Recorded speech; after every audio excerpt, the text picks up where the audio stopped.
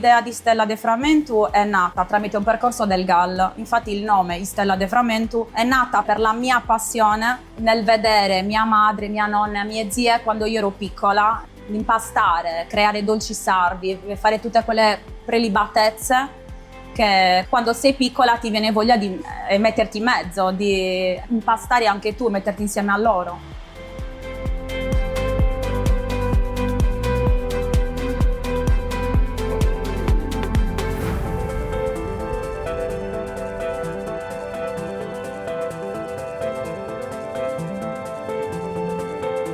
Allora, il bando del GAL mi è servito tantissimo perché io sono partita che non avevo neanche €1, quindi mi hanno aiutato a finanziare i macchinari che ho acquistato.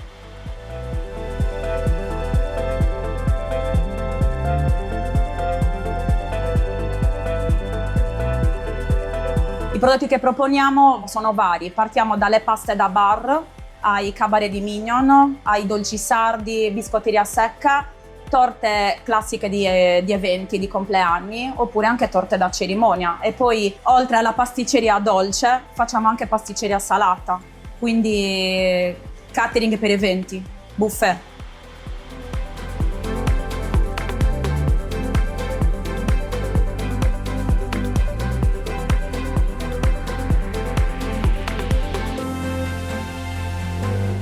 È stato importantissimo perché senza di loro non avrei creato niente.